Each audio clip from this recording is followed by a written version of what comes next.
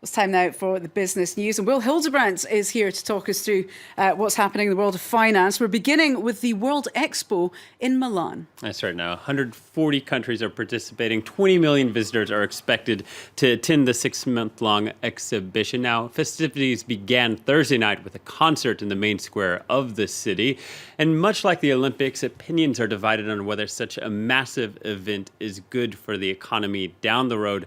Thousands of students protested before the opening, angry about the event's price tag, estimated at 3.2 billion euros. Now, Shanghai hosted the last World Fair in 2010, and at the time there was plenty of enthusiasm. It had a record number of visitors with 73 million. Today, though, it's a different picture. Clémence Dibou and Charles Pellegrin have more. The top floor of this former Universal Expo pavilion is cooking up a storm. This is where the Paul Bocuse Culinary Institute decided to set up shop in Shanghai. In a few minutes, these French chefs will be serving their first customers of the day. Every lunch service, we get 30 to 50 clients, and on the weekend, our brunch is very popular. It has a pretty good reputation in Shanghai. We're happy and the customers are happy. The building is also home to a business incubator as well as a showroom for brands looking to make a mark in China. We used to be invisible in China, but now we have great visibility thanks to this pavilion. It's great for our image. The former Chinese pavilion has also been converted. Today, it's the National Art Museum, complete with a movie theater, restaurants, and a recreation center. The 5-square-kilometer refurbished space provides a polished storefront for the country. But if tourists walk a few blocks further, they'll bump into empty, abandoned pavilions. Very few buildings are open. We only managed to visit 3 pavilions: Saudi Arabia, Italy, and China. And they're not all open at the same time. In total, Chinese authorities spent around 44 billion euros on the Universal Expo, hoping to partially make up for it by selling real estate at the end of the event. In the months following the fair, property prices on the expo site went through the roof. But 5 years later, a third of all this land still doesn't have new owners.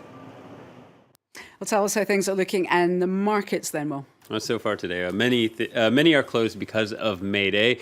But Japan is open. It's just moving in the wrong direction, at least for many shares. Tokyo's Nikkei is down about 0.33%.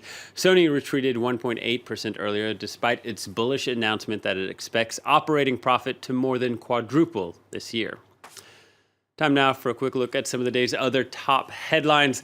LinkedIn shares collapsed 25%, this after the company revealed a disappointing outlook. It expects adjusted pre-share earnings of 28 cents per share versus expectations of 74 cents.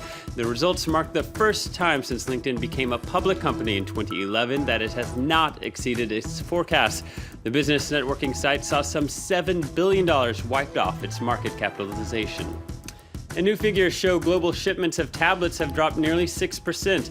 There's some people asking if the tablet has gone the way of the personal computer as a device that people no longer want to upgrade. Experts also say consumers are hanging on to their gadgets longer. Tech giant Apple has seen a 22% drop in its iPad sales. And 2 weeks after the European Union launched its competition case against Google, the EU plans to take on US tech companies. Brussels released a draft plan for creating a digital single market. The effect could impose tougher rules, and it's meant to ensure companies like Amazon, Airbnb, and Uber do not abuse their dominance in the European market. Moving on then, Russia's economy now badly hurt by the slumping ruble and, of course, those European sanctions over the Ukraine crisis. They've laid out a plan for the auto sector. That's right. This is Moscow trying to help out its sluggish auto industry. It wants to prop up the industry with subsidies after falling sales. Now, General Motors already announced it was pulling out of the Russian market, and Volkswagen said it will make job cuts at its Russian plant. Moscow said it's going to spend more than $400 million in additional sales to help the industry. The fall in new car sales year-on-year accelerated to 42% in March. That was down from February's 38% figure. Let's listen to the Prime Minister. A majority of plants have seen a decline in production. We hope that our measures, state support aimed at stimulating the demand for cars, and support of consumers will level out or substantially compensate for this decline. A lot of tough things there for Russia trying to figure out how to save the economy with a slumping ruble. Yep, difficult indeed. One thing they could do is, of course, place a bet on that major money fight, which you will be talking about in the next Business Bulletin. Thanks very much. That's Will Hildebrand with the business news.